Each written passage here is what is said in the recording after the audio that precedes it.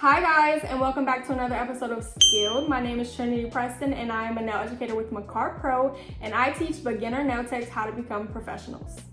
I'm sure we have all heard of the 3-bead method. If you haven't, essentially what it is, it's a guide for beginner nail techs or pros if you still use this. It's a guide for when you lay down your acrylic, and it allows you to build that proper structure of the nail using just 3 beads so you have full coverage on that nail with your application.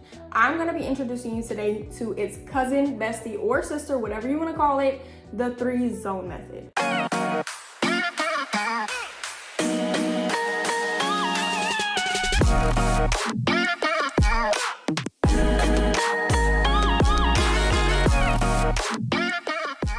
Now, these two methods really coexist. You cannot do one without doing the other. You need to have a foundation first, so you use that 3-bead method, and then you go in with the 3-zone method. This is specifically for when you're using your e-file. I'm going to use the 3-bead method for this demonstration because it's also broken down into 3 zones, and it'll make more sense when I'm showing you the 3-zone method later on in the video. The first zone is anything that's going to go past the free edge. So for this length of nail specifically, I'm going to go in with a large size bead.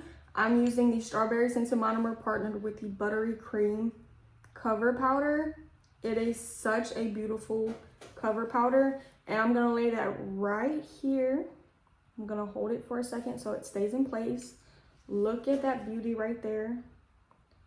Let's start to push this onto the nail, and I'm gonna push it up to get to that free edge, blend that at the top, and then start to tap that down, okay? Now, this is how I apply my application. If you apply it differently, no worries. As long as you get a good base on there, we're good to go. So I'm tapping that down. I don't like to swipe because then all of my acrylic is gonna be on a paper towel and not on the actual nail. So I got it full coverage, and now I'm gonna swipe just to get a very smooth base. And if I have any excess, we're just gonna wipe her off, okay? So I got it covered, I got it pretty smooth. Now we can just try to use the tip of the brush to remove that excess. Perfect, perfect.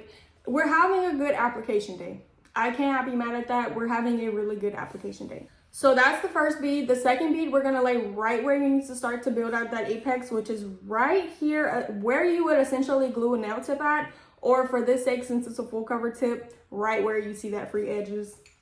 So I'm gonna go in with another bead. I'm gonna use a medium to large size bead.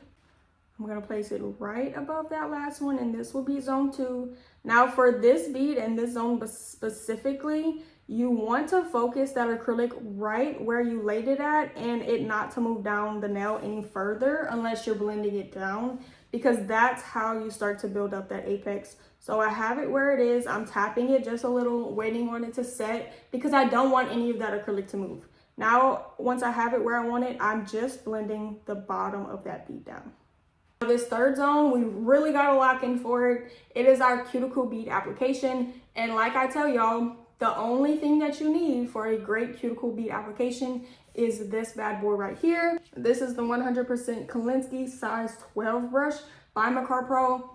This is my bestie, okay? My bestie for the rusty when it comes to doing my cuticle bead application. In my last video, I explained how you can seal the cuticle using just your application, and it was because of this bad boy. So I'm gonna go in with a smaller size bead than the last two, and I'm gonna place it right here.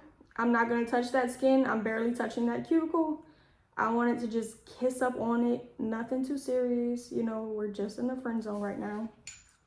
So I have it where I want it, and I'm gonna use the tip of this brush to seal that cuticle, blending it and patting it at the top. I'm gonna try to cover all my bases, all my sides, and then blend that down.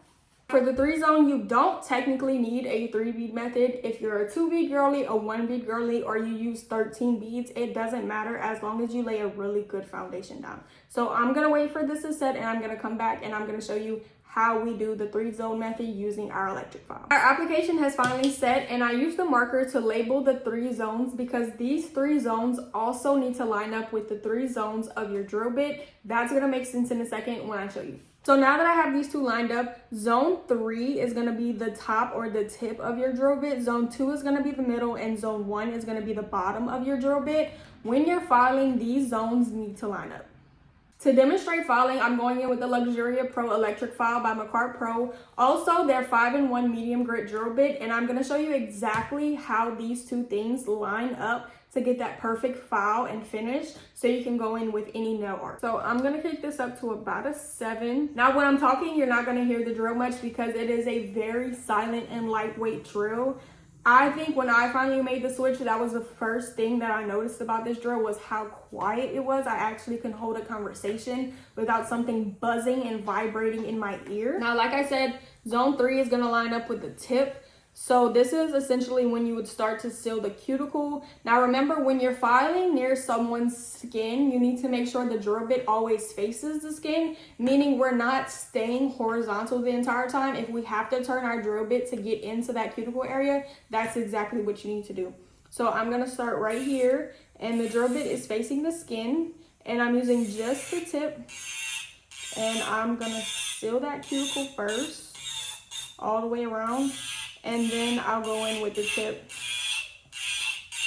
to get full coverage over that area. That was zone 3, so I'm going to go in with zone 2, and you're going to use the middle of the barrel.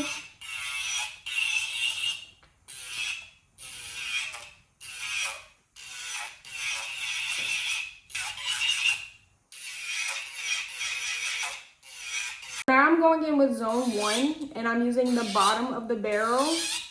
Now we're just going to worry about filing horizontally because we also need to break down the zones vertically, and you're going to see me do that in a second.